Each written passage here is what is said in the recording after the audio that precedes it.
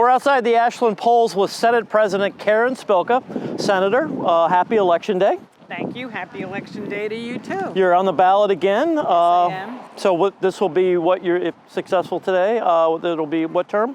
Number? I'd have to, since I've been a senator since 2005. 2005, so almost, 19 years, almost 20 years, all right. Yeah, Great. Yeah. And you're the Senate President, so a lot has changed since, I remember first meeting you on the Ashland School Committee. Now you're the, my words, the most powerful person in the Commonwealth of Massachusetts. Talk to me why Election Day is important. Well, I think Election Day is so important because, as we all know, we are a democracy, and every person's vote is their voice, and their voice means a lot, particularly in the United States of America, because we are a democracy. It sounds sort of circular, but it's true.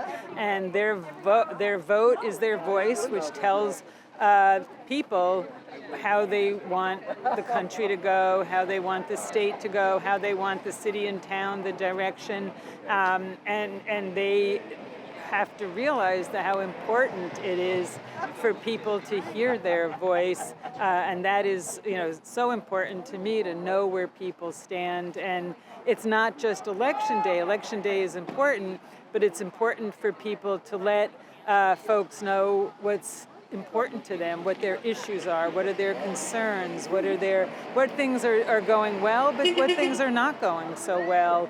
It's really important that it helps set, for me, the agenda for the Senate. What are the important issues facing my district, whether it be housing, transportation, getting debt-free college, or being able to afford and go to some sort of college, childcare, that is one of the most expensive in Massachusetts.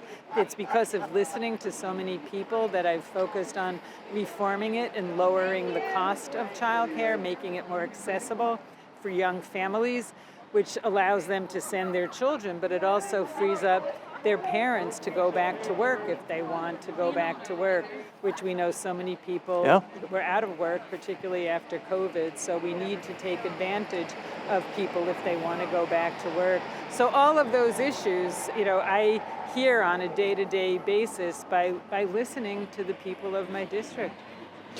I think you brought up a good point, and it's okay if you don't disagree. I mean, you and I have known each other for probably 25 years. Fair to say that we probably don't agree on everything. But you and I can talk to each other, we can work stuff out, we can kind of go like this, but at the end of the day, we can still shake our hands, and you'll take my phone call, and I'll certainly take your phone call.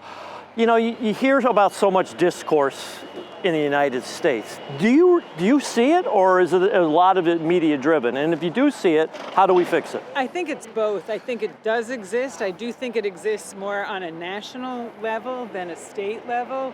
And that is really sad to me. I agree. And you're right. People should be able to disagree. Whether you're Democrat, Republican, even amongst the Democrats in my caucus in the Senate, we surely don't always agree, and sometimes it's pretty vehement disagreement. And so it's same thing with the Republicans. There are times that, I sit down with the Republicans in the Senate and talk about what their issues are and what they feel they want to get done. And we work together. And you're right, when we disagree, but move on, because there's so many more areas and issues that we agree upon. So, and we're all here for the same thing, to make and improve the quality of life for the residents of Massachusetts, and make Massachusetts an even stronger, more affordable, more competitive, more equitable state. Talk real quick, because I think it's wonderful. The community college stuff that you pushed through and got done. Talk about how that's going to benefit everybody in Massachusetts. Okay. Well, for decades, enrollment in community college was declining. Enrollment in our state universities and UMass was declining. By making community college universally free, just since September, it's now November, community college enrollment has gone up 14%. Wow. 14%, that is amazing.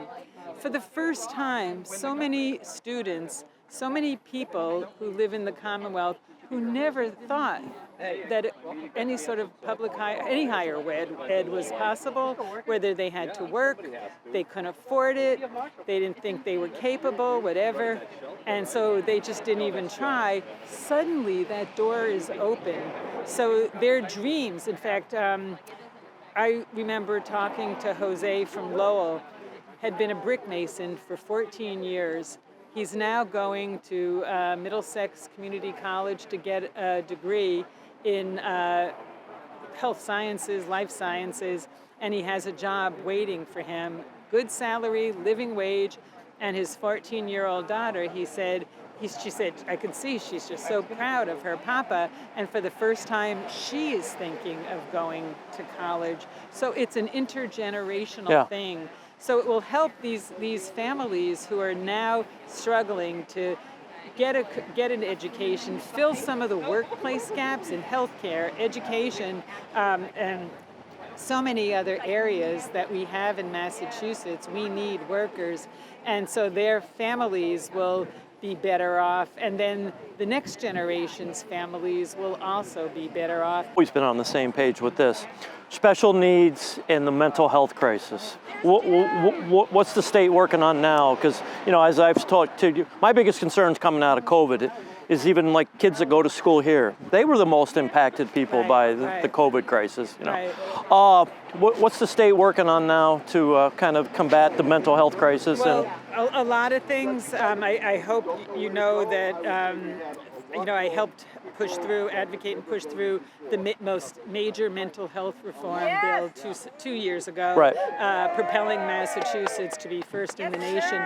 But we also have a new program where we are opening up outpatient clinics in various areas across the state, and there are some in Metro West so that people can go to get outpatient help. When a lot of people put, local priority money, I have put money towards my schools to be able to get more funding for mental health, behavioral health, in whatever way they feel it's necessary.